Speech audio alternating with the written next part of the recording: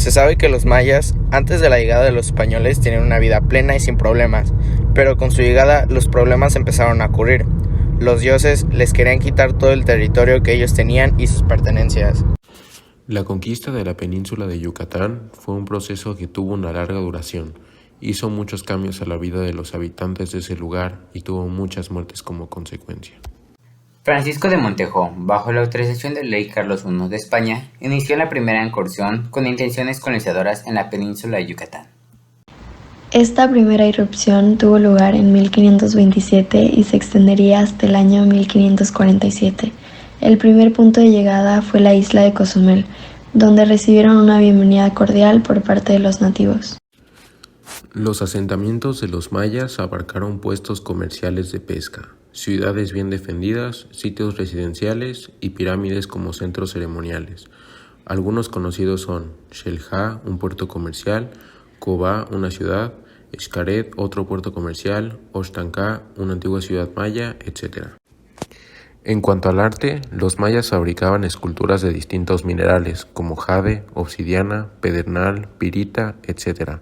De igual manera surgieron las famosas estelas, con temática política o religiosa, y las pirámides, revestidas con talud y tablero. Las tradiciones conocidas de los mayas eran el juego de pelota, un juego bastante famoso que consistía en lanzar el balón al otro lado usando solo hombros, caderas y codos. El equipo ganador era sacrificado para obtener el pase directo al paraíso, según sus creencias. Los clásicos sacrificios humanos, hechos para alimentar y agradar a sus dioses, el Hanal Pichán, el cual era un festival para honrar a los muertos, entre otros. Los mayas eran politeístas, naturalistas y dualistas, es decir, asociaban cada dios con un aspecto de la naturaleza, como dioses de la lluvia, del sol, de la luna, del aire, etc. Y podían ser buenos o malos, como la lluvia puede producir cosechas o inundar ciudades, el sol puede brindar calor o arder ciudades, etc. Vamos a repasar la historia de ese primer encuentro oficial de los españoles con los mayas en tierras yucatecas en 1517, el cual consideramos que se produjo en el Cabo Catoche como punto geográfico de arribo, en acuerdo con la crónica de Bernal Díaz del Castillo sobre ese pasaje. El texto narra lo siguiente sobre la expedición de Hernández de Córdoba. Fue a dar consigo en tierra no sabida ni hollada de los nuestros, donde hay unas salinas en una punta que llamó de las mujeres, por haber ahí torres de piedra con gradas y capillas, cubiertas de madera y paja.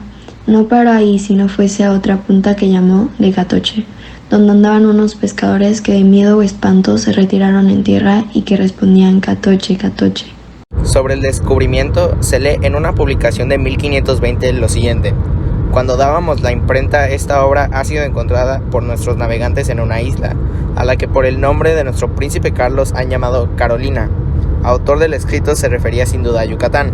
Al no tener idea exacta de la configuración del territorio al que llegaron, el piloto Antán de Alaminos propuso que era una gran isla, separada de tierra por la bahía de Asunción y la laguna de Términos, imagen que se desechó cuando prosiguieron las expediciones de conocimiento y conquista. La conquista de Yucatán se llevó a cabo de 3 etapas. La primera etapa, que es de 1527 a 1529, comenzó con Francisco de Montejo y su flota yendo para San Lucas de Barrameda, pero terminó desembarcando en un lugar cercano a Xel-Há. Los españoles entraron a Cozumel y fundaron la primera Salamanca de Xel-Há, la cual los nativos ayudaron a construir las viviendas. Después los españoles se adelantaron a Dotzonaque y se tuvo lugar el enfrentamiento más importante durante este periodo de conquista. Este enfrentamiento lo ganaron los españoles, y debido a la victoria sobre los mayas, se logró un cambio en la actitud de los indígenas, ya que los españoles no eran bienvenidos en sus lugares. La segunda etapa fue de 1529 a 1535. En 1535, los españoles se enfrentaron con los indígenas en Chichén Itzá, y estos fueron sitiados, por lo que tuvieron que huir por la falta de alimentos. Esta pelea se considera un fracaso para los españoles.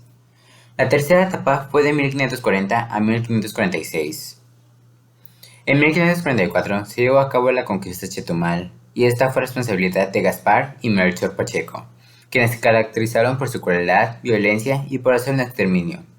Muchos indígenas emigraron al Petén, y los mayas, que quedaron exhaustos y debilitados, aceptaron la presencia española. En 1545 se llevó a cabo la conquista de Bacalar y fue una de las más crueles de la historia de México. Fray Diego López de Collogado acusa a los Pacheco de cortar los pechos de los indias y tirar personas a la laguna de Poblado con calabazas amarradas a los pies y manos. Y en 1545 se llevó a cabo la conquista definitiva de Yucatán. Este episodio se conoce como la Gran Rebelión, y este movimiento comenzó en Valladolid y fue muy sangriento. Los mayas sacrificaban a los españoles, que capturaron y enviaron los cadáveres a los pueblos vecinos, pero los españoles terminaron sometiéndolos en 1547. Los principales movimientos de resistencia durante la conquista fueron los siguientes. El 11 de junio de 1531 en Campeche, donde ganaron los mayas y capturaron a Francisco de Montejo. La retirada de la península de los españoles por la segunda fase de la conquista, causada por una defensa maya, y a principios de 1541, donde los españoles intentaron someter a los mayas para jurar fidelidad ante la corona. Después de muchas guerras, negociaciones, levantamientos, triunfos y derrotas, la conquista del territorio yucateco finalizó en marzo de 1947, donde los españoles derrotaron a la última rebelión maya, quemando o ejecutando a sus caciques y sacerdotes líderes.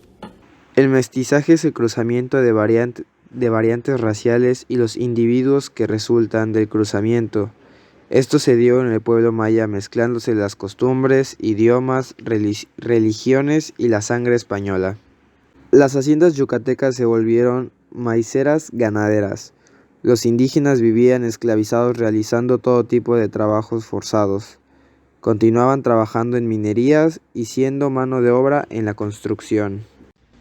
En conclusión, la conquista de Yucatán fue un gran suceso que aún hoy en día se habla de él, pues de ahí salió, por ejemplo, Gonzalo Guerrero, el padre del mestizaje, Francisco de Montejo, fundador de Mérida, y posiblemente si no hubieran sucedido muchas cosas, habrían cambiado hoy en día.